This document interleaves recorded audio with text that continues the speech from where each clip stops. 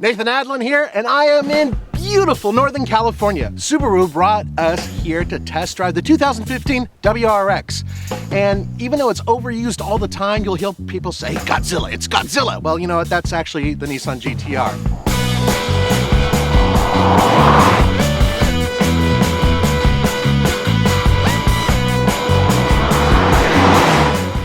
What this is camera. Find out why after this.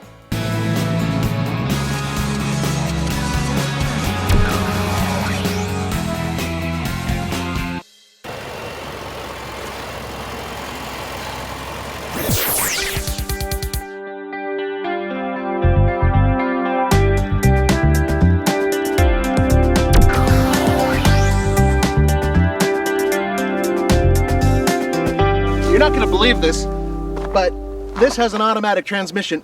Actually, it has a CVT, a continuously variable transmission. And it's surprising. And I'll tell you why. Because it can sit in that power band and it can move its ass. It's surprisingly good. I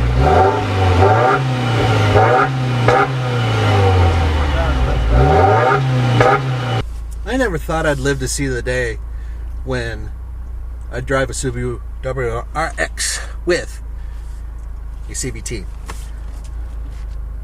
Now, when you actually look on paper as to what a continuously variable transmission is, it sounds great because it keeps cars in the power band usually longer. At least that's how it's supposed to be. But what I've noticed is a lot of cars tend to completely fall out of that and get mushy, and they drop off at a lower RPM, and the whole point of it is to maintain good MPGs. Fine, great. And for the first time in several years, so we brought the automatic transmission back to WRX. It's our new Sport Lineartronic transmission. It's based on the Forester transmission, but it's been enhanced significantly in terms of how it operates in a performance car. Very sporty transmission. So when everybody heard about this car having a Lineartronic CVT that mimics an 8-speed dual clutch or automatic transmission, well, yeah, it didn't really go over too well. But damn it, they did it. They made a pretty damn decent system. So the transmission features our SI drive, which has 3 operating modes. I, intelligent mode, which is going to give you the smoothest operation and the best fuel economy. And S, which is sport, that's going to give you more aggressive throttle response, and it'll operate in a higher RPM range, so you'll have more of a sporty feeling with the car. And then Sport Sharp, which is the most aggressive setting in terms of sportiness, and in that case it'll operate as an 8-speed close ratio automatic transmission using step shifting all the time, basically. If you are in the regular mode, like I am right now, it's kind of mushy and it kind of just a regular CVT, same type that you would find in most cars, but there's no lash, no real whine coming out of the box down here, so at least I'm not hearing anything other than the engine droning. Okay, now if you switch it over to the Super S mode, it mimics an 8-speed transmission now, and you know, it's got paddle shifters, and the reason why they do that is so you can downshift, which I'm doing right now, and it's really quick with shifting, big shifting. Okay, so right now it says I'm in 4th gear, and it's letting me keep it in the 4th gear once I move the gear lever over. Can you hear that? So I'm staying exactly where I want in the power band. It works really well. It lets me go all the way up and past redline. Not that I recommend it. And you, if you really want to, downshift. Yes, it's still a CVT. Yes, it's fake in terms of what it actually is. Because it's just a band with cone-shaped pulleys, but it works really, really well.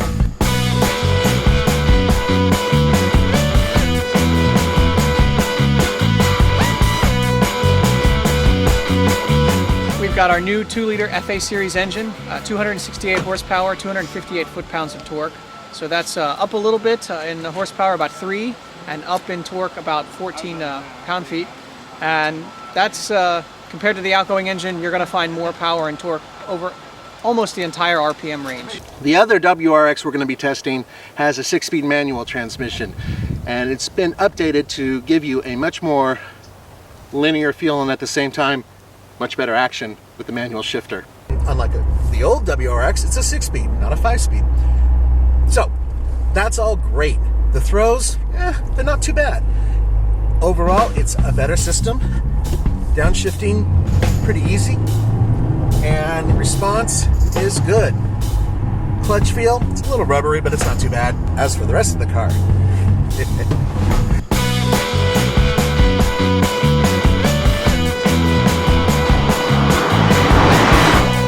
it's awesome. It's a terrific ride. Better than the CVT. That's not a surprise, and that should be expected.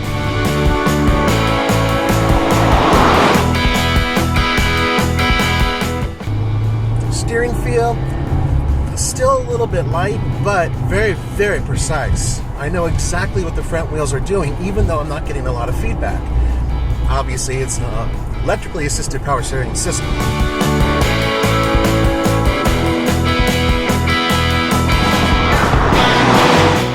Now, go from that to the balance of the car. This is a much more mature ride than the vehicle it replaces. I just drove a friend's WRX, and it was a lot of fun. It was a 2013 model. In the 2015 WRX, it feels like they agonized over every single driver's detail. Compared to the Impreza, all the sheet metal is unique on the car except for the roof panel and the rear deck, the trunk. So all the doors, front fenders, rear fenders, hood, and the front fascia and the rear fascia are all unique for WRX. The longer I look at the car, the easier it is to look at, and the more I appreciate the aerodynamic styling that they've added to it, so it's not as chunky as the old one. But I think that the wheels look too small, and I wish they were wider. Just aesthetically. In terms of function, well, hell, the thing hangs on like crazy. It's like trying to yank a hard tooth from your mouth when you're trying to get it to let go. It sticks. We've got our new Harman Kardon audio, which is a big deal for audio enthusiasts in WRX. We haven't had a premium audio system before. In the CVT-equipped Subaru WRX for 2015, the button of happiness is right here. The S with the hashtag, that is your super sport button. Hit this, and the car is an absolute hoot. Hit this, not so much. Then we also brought in on some of the higher end models. We have a power driver seat, another new feature. Here I am, comfortable in the front seat, about 6'1". So the seat's not all the way back, but nearly. Now watch this.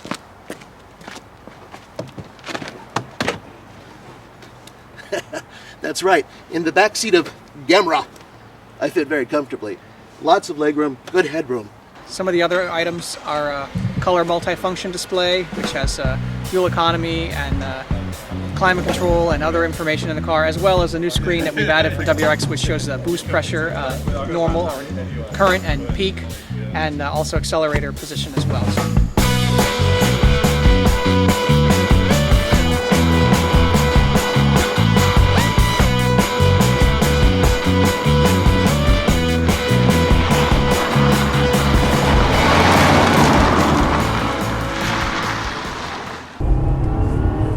Expecting the WRX to go on sale after the first quarter of 2014. Just wanted to point out that with these seats, you get the nice raised stitching here. See the red stitching? Yeah. The bolsters are a lot more aggressive than they used to be. So if you're wide, like I am, you will feel it, but it's not uncomfortable. And they're expecting, they never announced it, but they're expecting to have the STI out as well, and that'll probably be, I'm guessing, a year after the introduction officially of the WRX. Looking forward to getting my hands on this car at high altitude on my turf. For the Fast Lane Car, this is Nathan ADLEN. I'll see you next time.